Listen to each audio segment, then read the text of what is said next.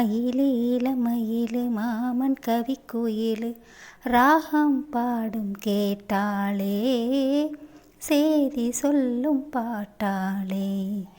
உன்னை எண்ணினானே உள்ளம் வாடி போனேன், கன்னி பொண்ணுதானே ஏ மாமனே, ஏ மாமனே.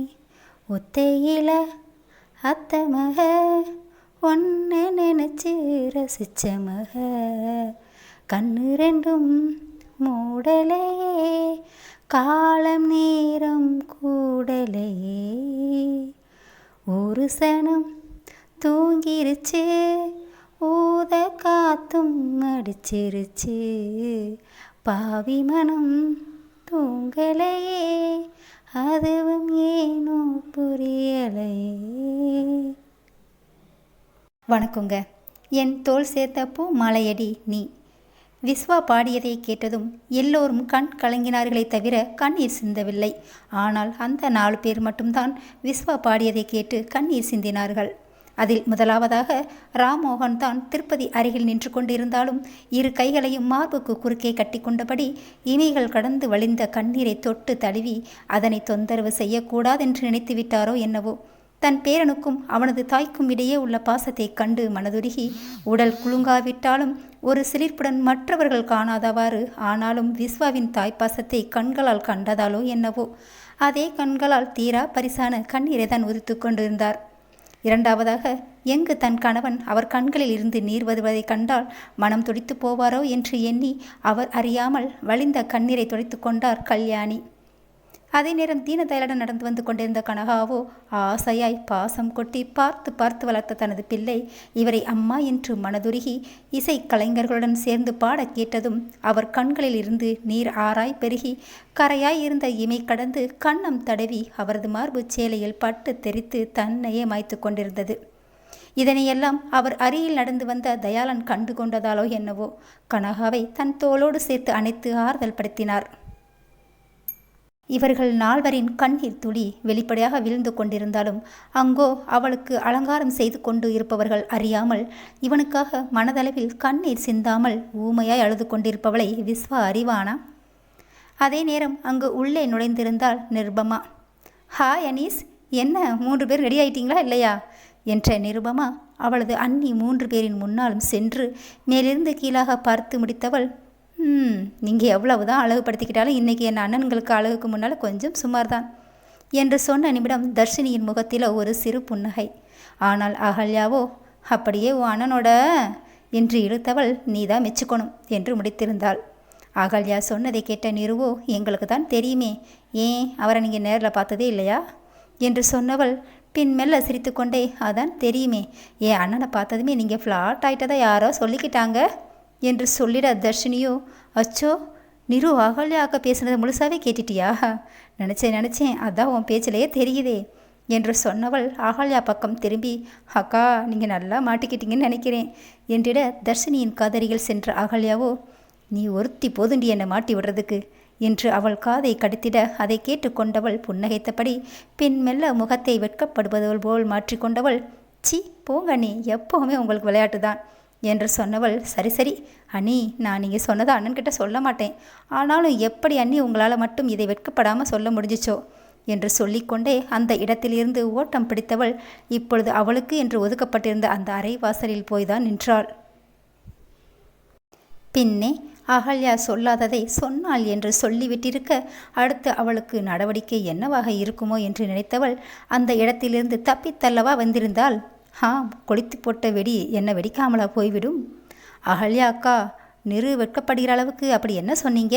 ஏதோ சொல்லியிருக்கீங்க, சொல்லுங்க என்ற தர்ஷினி பின் கங்கா பக்கம் திரும்பியபடியே அகல்யாவை பார்த்து ஆமாம் அகல்யாக்கா, இவ ஏன் இன்னைக்கு இப்படி இருக்கா என்றவள் பின் ஏதோ ஞாபகம் வந்தவளாய் ஏய் கௌரி, அதான் நமக்கு தெரிஞ்ச நம்ம சீனியரே தானே கல்யாணம் பண்ணிக்க போகிற, அப்புறம் ஏன் இப்படி?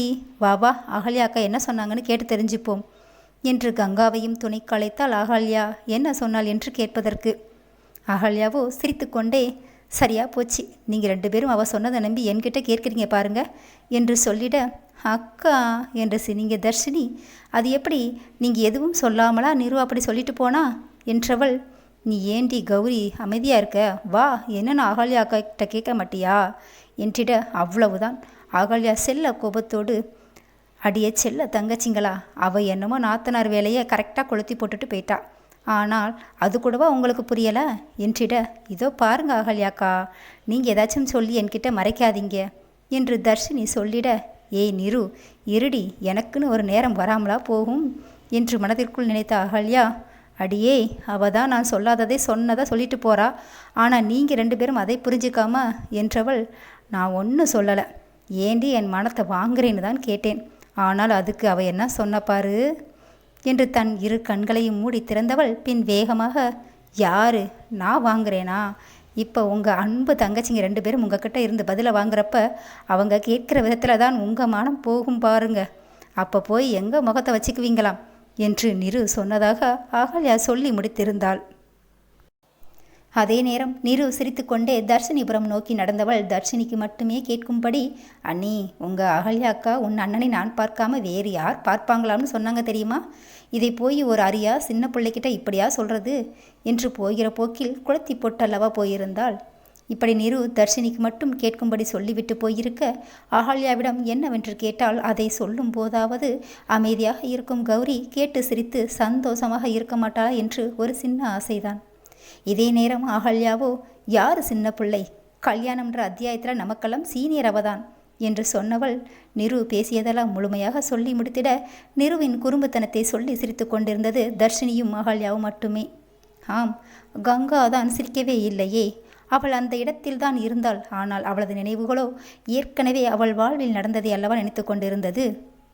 அதே நேரம் தர்ஷினிடம் வந்த மனோவோ, அக்கா, மகிக்குட்டி ரொம்ப நேரமாக அழுதுட்டு இருக்கான் என்றிட, அச்சோ, மகிக்குட்டிக்கு பசிக்குதா, வாடா செல்லம், அம்மா உனக்கு மம்மு ஊட்டட்டா என்றவள் கௌரியின் தம்பி மனோவிடம் இருந்து அவளது மகன் மகேஷ் என்ற மகிக்குட்டியை வாங்கி கொண்டவள் அவனுக்கு உணவை ஊட்ட ஆரம்பித்தாள்.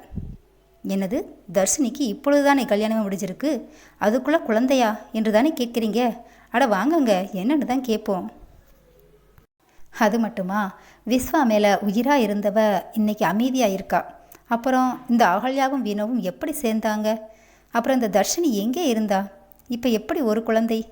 இதெல்லாம் கேட்காம விடவே கூடாதுங்க. அதை விட கனகா எப்படி விஸ்வாவுக்கு தாயானார் என்று தெரியாமல் இந்த விசேஷத்தில் எப்படி கலந்துக்கிறது?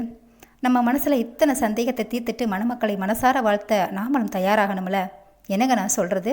தனக்கு வரப்போ அன்னிமார்களை ஒரு வழியாக்கி மகிழ்ந்த நிருவோ தங்களது அறைக்குள் நுழைந்த அதே நேரம் அவள் முகத்தில் இருந்த புன்னகையோடு அப்படியே நின்றவள் தனது மகன் துருவனை தன் மேல் போட்டுக்கொண்டு அவனை மார்போடு அணைத்தபடி படுத்து தூங்கிக் கொண்டிருக்கும் கணவனின் அழகினை கண்டு கண்கள் மயங்கி ரசித்து கொண்டிருந்தாள் நிருபமா. ஒரு நிமிடம் அவர்களையே வைத்த கண் எடுக்காமல் பார்த்தவள், எத்தனை அன்பானவன், என்ன கொஞ்சம் மட்டும் அடிக்கடி கோபம் வரும் என்று எண்ணியவள், அதனால்தான் அப்படி சொல்லியிருக்கிறார்களோ என்றவள், கோபம் இருக்கும் இடத்திலே தானே குணம் இருக்கும் என்று சொல்லியது எத்தனை உண்மை என்று மனதிற்குள் எண்ணிய நிருவோ, நாமே இவங்க இருவரையும் பார்த்து கண்ணு போட்டு விடுவோமோ என்று நினைத்தவள் சட்டென்று தலையிலே தட்டி கொண்டவள், ஆமாம், துருவன் நல்லா தானே தூங்கிட்டு இருக்கா, அப்புறம் எதுக்கு அத்தைக்கிட்ட நம்மளை வர சொன்னானாம் என்று தான் வாய்க்குள் முணங்கினாள் நிருபமா. மெதுவாக நடந்து சென்றவள் கட்டலின் மறுபுறம் அமர்ந்து அயர்ந்து தூங்கும் சரவணனை தான் பார்த்தாள். அப்பொழுதுதான் ஒரு புறமாய் தலை சரித்து உறங்கும் தன் மகனை பார்த்தவளுக்கு சிரிப்புதான் வந்தது. துருவனின் வாயிலிருந்து ஊற்றிய ஜொல்லில் சரவணனின் சட்டை நனைந்திருக்க அதனை லேசாக துடைத்து விட்டவள் அப்படியே தன் கணவனின் முகத்தையும் பார்த்தவள் மெல்ல அவன் முகமருகே குனிந்தவளின் இதழ் அவனது கன்னத்தை குளிரச் செய்தது. அதிலிருந்து சில நொடிகள் கழித்தே மீண்டவள் தன்னையே அடக்க இயலாதவளாய் அவன் இதழ் நோக்கி பார்த்தவள் வெகு நேரமாய் அப்படியேதான் இருந்தாள். அவள்தான் தன்னவன் தனக்கு கொடுத்த முதல் இதழ் முத்தத்தை அல்லவா நினைத்து கொண்டிருந்தாள். மெதுவாக நடந்து சென்றவள் கட்டிலின் மறுபுறம் அமர்ந்து அயர்ந்து தூங்கும் சரவணனை தான் பார்த்தாள். அப்பொழுதுதான் ஒரு புறமாய் தலை சரித்து உறங்கும் தன் மகனை பார்த்தவளுக்கு சிரிப்புதான் வந்தது. துருவனின் வாயிலிருந்து ஊற்றிய ஜொல்லில் சரவணனின் சட்டை நனைந்திருக்க அதனை லேசாக துடைத்து விட்டவள் அப்படியே தன் கணவனின் முகத்தையும் பார்த்தவள் மெல்ல அவன் முகம் அருகே குனிந்தவளின் இதழ் அவனது கன்னத்தை குளிரச் செய்தது. அதிலிருந்து சில நொடிகள் கழித்தே மீண்டவள் தன்னையே அடக்க இயலாதவளாய் அவன் இதழ் நோக்கி பார்த்தவள் வெகு நேரமாய் அப்படியேதான் இருந்தாள். அவள்தான் தன்னவன் தனக்கு கொடுத்த முதல் இதழ் முத்தத்தை அல்லவா நினைத்து கொண்டிருந்தாள்.